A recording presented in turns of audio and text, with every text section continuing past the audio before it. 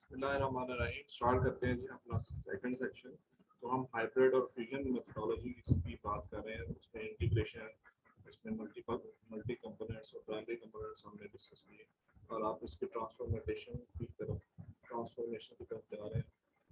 So transformation hierarchical and integrated हमारे पास होती है। सो इसमें categorize such system as transformational, जिसके मैंने अभी आपको एग्जांपल दी एआई में रिपोर्ट्स जो ट्रांसफॉर्म हो रहे हैं गाड़ी में और गाड़ी से फिर वो हेलीकॉप्टर में ट्रांसफॉर्मेशन हो। तो ये इसकी practical hierarchically and integrated in A transformational integrated system. The system may use one type of a component to produce another. एक type of a component को हम दूसरे type of a component में कन्वर्ट कर रहे हैं और उससे हम उसको फंक्शनैलिटी की तरफ भी लेके जा रहे हैं, which is the functional system. So a rule-based system may be used to set the initial condition. एक condition set की जाती है for a neural network solution to a problem. अब एक ऐसी सिचुएशन क्रिएट की जाती है, लेट्स से वो ट्रांसफॉर्मेशन जो गाड़ियाँ हैं उनकी बात ही कर रहे हैं, वो एक न्यूरल नेटवर्क के थ्रू एक उनको टेक्नोलॉजी दी जाती है कि आपने एक रोड पे रन होना है, आप फिर आपने एक सर्टेन कंडीशन में आपने उसको गाड़ी के बजाय आपने पूरा रिपोर्ट खड़े हो रहा है और फिर एक सर्टेन कंडीशन पे आपके दो पार बाहर निकलेंगे और वो आपने हेलीकॉप्टर के जरिए उसको मूव करना शुरू कर देना। तो ये बहुत एडवांस लेवल की ट्रांसफॉर्मेशन की मैं बात करूँ। So a rule-based system may be used to set the initial conditions for a neural network solution to a problem, thus to create a model intelligence system. It may be necessary to make a choice of the complementary techniques. Modern intelligence system, इसमें जो हमारा modern intelligence system है जिसकी मैं अभी बात कर रहा था, उसमें ये कम्प्लीमेंट्री टेक्निक्स हैं ट्रांसफॉर्मेशन। आगे जी स्टैंड अलोन मॉडल्स कौन से हैं? Independent component that do not interact. Independent component है जो कि इंटरेक्ट नहीं करते and solving problems that have naturally independent components. Decision support categorize, इसमें आर्टिफिशियल न्यूरल नेटवर्क्स है, इसमें एक्सपर्ट सिस्टम है, इसमें फ्यूजन है। तो ये आपके स्टैंड अलोन मॉडल्स हैं। So independent components that do not interact and solving problems that have naturally independent components, decision supports and categorize. So transformational में expert system with neural networks. Expert system with the neural networks. Knowledge from expert system is based to set the initial condition. Expert system एक initial system और initial condition या initial environment set कर देते हैं, training set of the neural networks और training set of neural networks है training set। और expert system से information जो है neural network को आ रही है और फिर neural network से return जो है हमारे पास expert system को system जो है वो ट्रांसफॉर्मेशन हो रही है। तो ये ट्रांसफॉर्मेशन हाइब्रिड आर्किटेक्चर आपके सामने है। एक्सपर्ट सिस्टम है और न्यूरल नेटवर्क को इंफॉर्मेशन दे रहा है और न्यूरल नेटवर्क से फिर दोबारा वो एक्सपर्ट सिस्टम को इंफॉर्मेशन पास आउट कर रही है।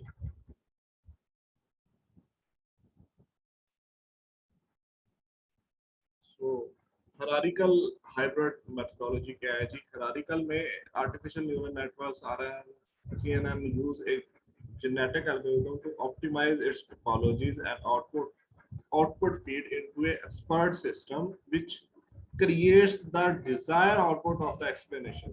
जो आपको desired output है उसकी explanation जो है आपको मिल सके उसकी। सो उसमें है genetic algorithm जो अब hybrid system हम लगा रहे हैं।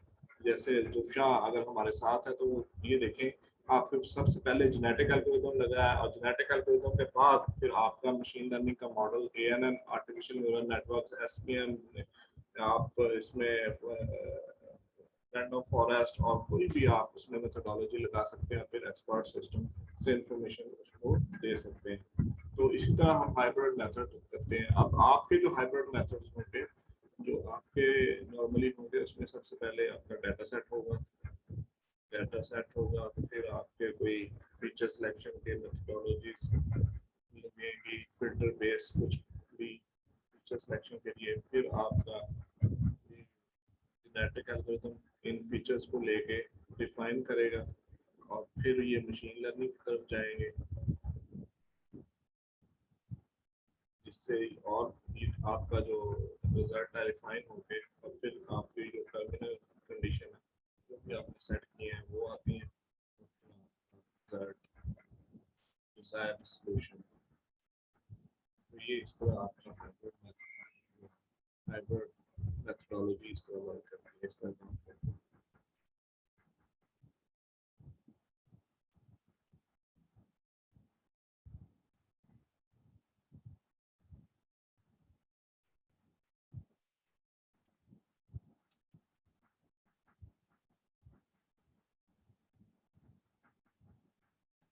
इंटीग्रेटेड फ्यूज्ड आर्किटेक्चर में क्या होता है, combine different techniques in one computational model. जो अभी मैंने मॉडल बनाया वो इसलिए ही था कि डिफरेंट टेक्निक्स जैसे एसवीएम और genetic algorithm, different methodologies, different techniques हैं, उनको हमने एक ही मॉडल में मर्ज कर दिया और मर्ज करने के बाद हमने अपने रिजल्ट्स निकाले। सो share data structure, share data structure and knowledge representations, standard range of capabilities, classification with explanations, or adaptation with classifications. So adaptation with classifications or extended range of capabilities, classification with explanations. So shared data structure and knowledge representation. इसमें shared data structure होता है और knowledge की representation होती है, means उसके roots किधर जा रहे हैं, कौन सा डाटा लेगा, क्या रिजल्ट आएगा, किस तरह का रिजल्ट आएगा। सो एक्सटेंडेड रेंज ऑफ कैपेबिलिटीज, उसकी रेंजेस, आप हाइब्रिड मेथड जो फ्यूज्ड मेथड होते हैं उनकी रेंज काफी बड़ी हो जाती है। सो classification with explanations and adaptation with the classifications.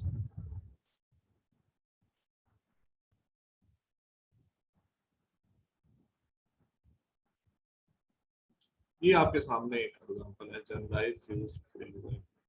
इसमें देखें आपकी परफॉर्मेंस, आप सेंसर बेस की बात करें, आप अपना जो स्मार्ट सिटी प्रोग्राम है अपना लाहौर वाला, उसमें जो ई चलान जो है उसमें सेंसर्स, आप कैमरास कह लें, सेंसर्स कह लें, उसमें लर्निंग हो रही है। सो लर्निंग एलिमेंट जब हमारी गाड़ी जाती है तो वो लर्न करता है, लर्न करके जो है वो डाटा निकालता है लर्निंग से कि अच्छा इसका ये गाड़ी इस कलर की है और इसका ये नंबर प्लेट है, और नंबर प्लेट से आगे तक वो मेरा रिजल्ट यानी कि मेरा बायोडाटा सारा निकालता है। ये इस तरह लर्निंग होती है।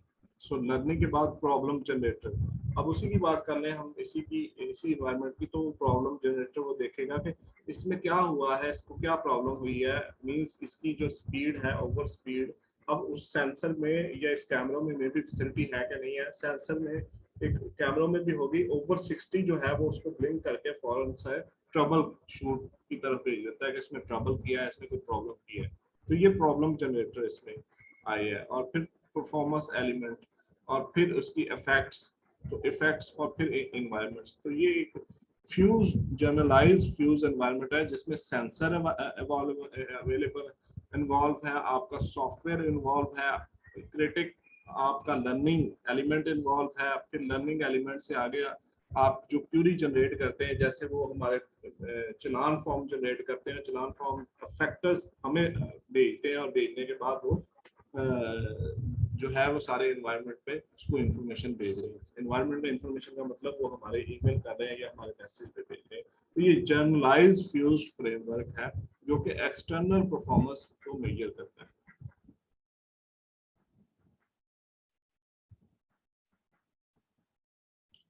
So fuse architecture, the architecture consists of 4 components. कौन से हैं जी?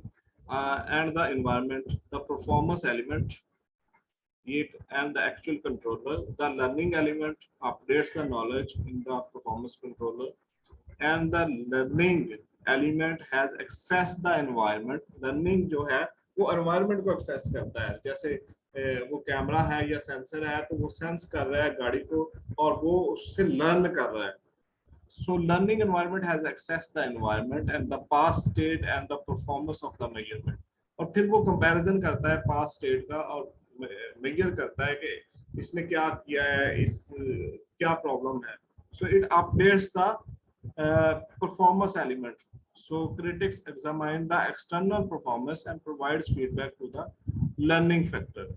So the critics faces the problem of the converting the external reinforcement into an internal one. And the problem generator is to contribute the explorations of the problem space in the efficient way.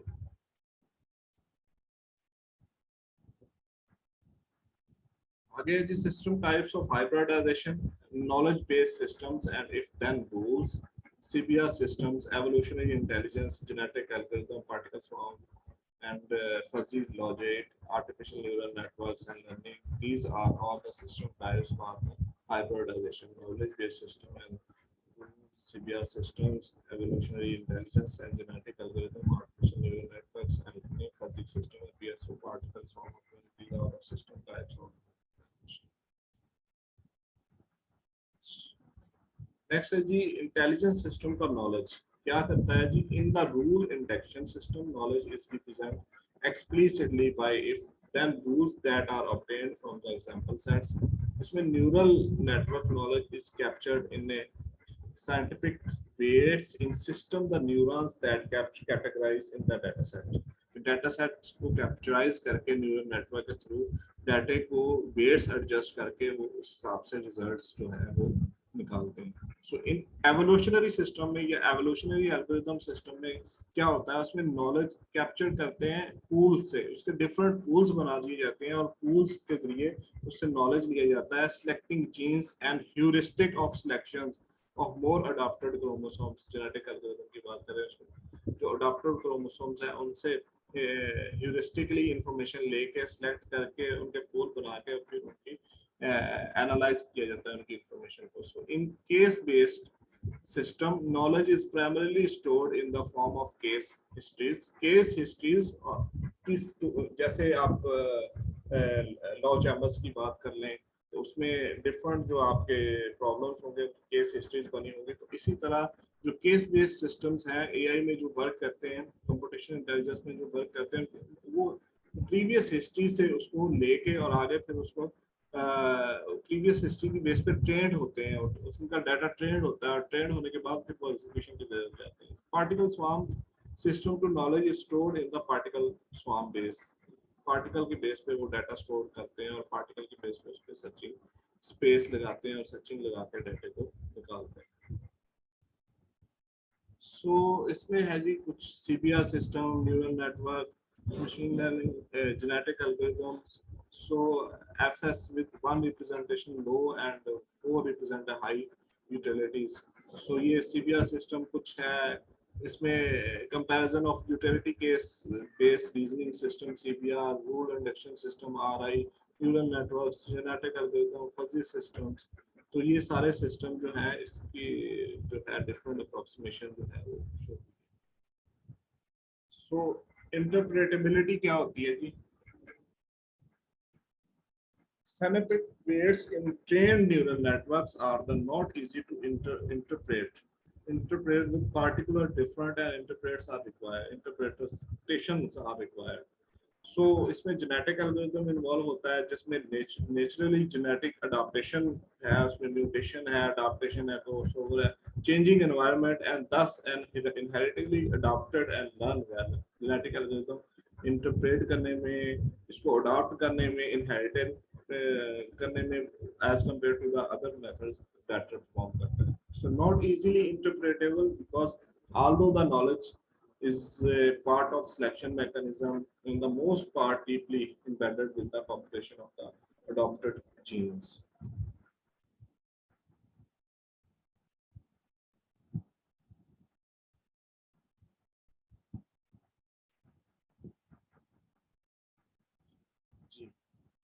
So case-based systems are adaptable. Case-based system जो है वो adaptable because changing the case libraries may be sufficient to port a system to a related area. ठीक है जी अगर उसमें history में change हो रहा है तो वो रिलेटेड एरिया के साथ डायरेक्टली कम्युनिकेट करता है उससे कम्युनिकेशन में आसानी होती है और उससे आगे उसमें जो हम उसमें आगे सिस्टम लगाने जा रहे हैं उसमें उसको इजीली अडॉप्ट करता है. If changes need to be made to be a similarity matrix or the adaptation mechanism or if case structure needs to be a change much more work may be required. आगे है जी हमारे पास learnability. Basically these are all the learnability, adaptability, interpretability or transformation. These are all the factors which you must know before you hybrid some methods. आपने ये सारी चीजें किसी methods को hybrid करने से पहले आपको पता होना चाहिए लर्नेबिलिटी क्या होती है और मैथ वो जो एल्गोरिदम आप लगा रहे हैं किसके साथ यूज कर रहे हैं उसकी लर्नेबिलिटी क्या है और दूसरे की लर्नेबिलिटी क्या है, अडॉप्टेबिलिटी क्या है, इंटरप्रेटेबिलिटी क्या है, किसकी बेहतर है, वो उसकी बेहतर होने से उसका जो आप हाइब्रिड कर रहे हैं वो भी ऑटोमेटिकली उसकी परफॉर्मेंस में भी बेहतरी आ जाती है. So fuzzy rule based systems offer more options through which learnability may be more easily achieved, and fuzzy rules may be fine tuned by the adjusting the shape of the fuzzy sets according to the user feedback.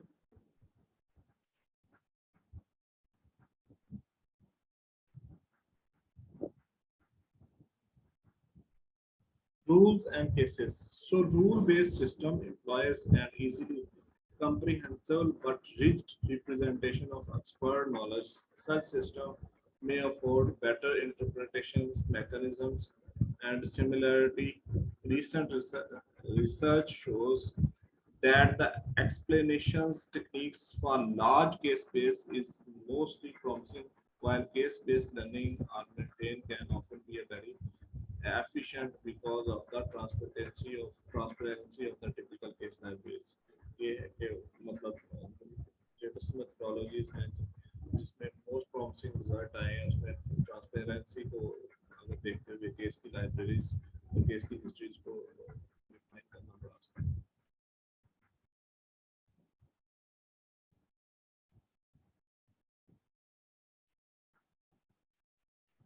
Example है जी हमारे पास neural expert system. ये example है हमारे पास. ये example क्या है? So basic structure of the neural expert system. ये है जी हमारे पास. Let's say ट्रेनिंग डाटा देना है ट्रेन करने के लिए और ये आपका न्यू डाटा है. ये आपने उसको ट्रेन करने के लिए डाटा है. अब जो न्यू डाटा है वो इस ट्रेनिंग की बेस पे ये जो न्यूरल नेटवर्क का हमने लगाया है बेसिक मॉडल, ये इस न्यू डाटा को कंपैरिजन करता है ट्रेनिंग डाटा से. तो ट्रेनिंग डाटा से ये न्यू डाटा जो है लर्न करता है, लर्न करके फिर आगे जाता है और आगे फिर इन्फेरेंस इंजन लगा हुआ है. ठीक है, इन्फेरेंस इंजन से ये if then else rule extraction की तरफ जाता है. So basic structure of neural expert system का है और एक्सप्लेनेशन की फैसिलिटी होती है और ये इससे इंफॉर्मेशन लेता है और देता है और फिर यूजर इंटरफेस और फिर ये यूजर की तरफ जाता है. तो यूजर जो है फिर वो यूजर उसको वो सारी इंफॉर्मेशन गेन करता है. लेकिन बेसिक इसमें है कि ट्रेनिंग उसको ट्रेनिंग के लिए डाटा ऑलरेडी दिया गया है. लेट्स से एक केस हिस्ट्री है किसी वकील की, तो उसने एक रूल्स जो है वो ट्रेनिंग डाटा है उसका, रूल्स उसको सारे ऑलरेडी दे दिए गए हैं और रूल अब कोई और केस हिस्ट्री अगर उसको देते हैं तो वो उस रूल्स को फॉलो करते हुए उस केस हिस्ट्री से जो है वो एक्सट्रैक्शन रूल एक्सट्रैक्शन करता है, रूल निकलते हैं और उस केस हिस्ट्री के साथ रिलेट करके इंफॉर्मेशन हमें इंजन से अपने रेफरेंस इंजन से या इन्फ्लुएंस इंजन से हमें इंफॉर्मेशन मिलती है और इंफॉर्मेशन से फिर एक्सप्लेनेशन फैसिलिटी और यूजर इंटरफेस और यूजर के साथ कम्युनिकेशन जो है कि आपके रूल जो है वो इस हिसाब से है और सारी ये कम्युनिकेशन है. तो ये basic structure of the neural expert system. जी कुछ थोड़ा आइडिया हुआ?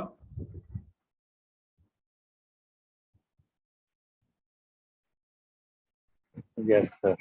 लग रहा है आज ऊपर से गुजर रही है, इतनी ज्यादा थ्योरी तो नहीं है, बेसिक सी चीजें हैं. बेसिक ये जो एलिमेंट्स मैंने अभी डिस्कस किए हैं बेसिकली जब फ्यूजन करनी है आपने, हाइब्रिडाइजेशन करनी है, तो ये फ्यूजन आपको थोड़ा इसका आइडिया होना चाहिए. और ये एक्सपर्ट सिस्टम में आप कोई भी आप सिस्टम दे रहे हैं तो उसमें आपको पहले ट्रेनिंग के डाटा सेट देने हैं और फिर जब न्यू डाटा आपने उसको देना है तो वो ट्रेनिंग के डाटा सेट से उसको कंपैरिजन करके आगे लर्न करता है. तो ये सिंपल सी बात है जिसमें मैंने अभी आपको एग्जांपल एक लॉ की भी बताई कि उसमें सारे रूल्स उसको ऑलरेडी ट्रेंड किया गया है, उस रूल्स पे, और वो जो नया केस आएगा वो नया केस जो है उस ट्रेन डाटा के बेस पे एक्सप्लेनेशन आगे से जनरेट करेगा।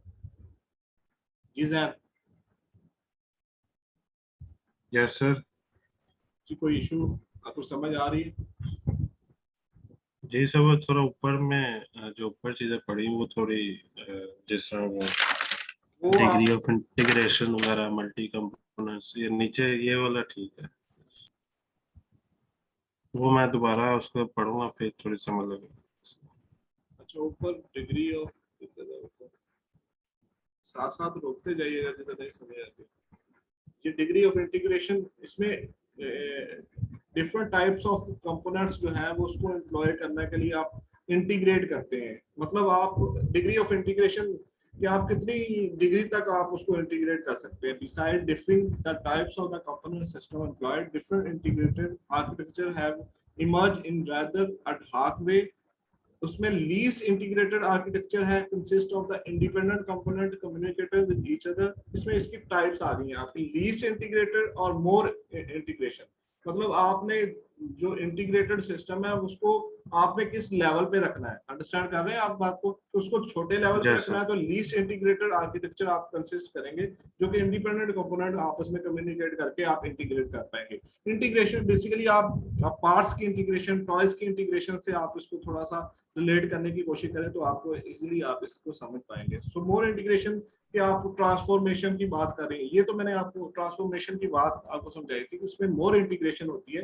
कैसे कि उसमें उसकी ट्रांसफॉर्मेशन, कभी कार, मैं कार की एग्जांपल दी थी, जो मूवीज में आपकी ट्रांसफॉर्मेशन मूवीज आ रही हैं, कार कार चल रही है और आगे वो लर्न कर रहा है न्यूरल नेटवर्क से, तो उसको ट्रेन किया गया है कि एक स्पेसिफिक कंडीशन में आपने कार से फिर आपने वो रोबोट बन जाना है, रोबोट से फिर वो हेलीकॉप्टर आपने बन जाना है। तो ये है मोर इंटीग्रेशन में। और more fully integrated architecture combine different effects, जैसे एक से ज्यादा इफेक्ट्स, यानी कि एक ही पार्ट है उसने एक से ज्यादा शक्लें बदलनी है, एक से ज्यादा काम परफॉर्म करने हैं, तो वो मोर फुली इंटीग्रेटेड आर्किटेक्चर में हो जाएगा। Combine different effect to produce a balance overall computational model. जी है यार। जी सर, यस। और वो नीचे जो डायग्राम अभी है वो आप बता रहे थे।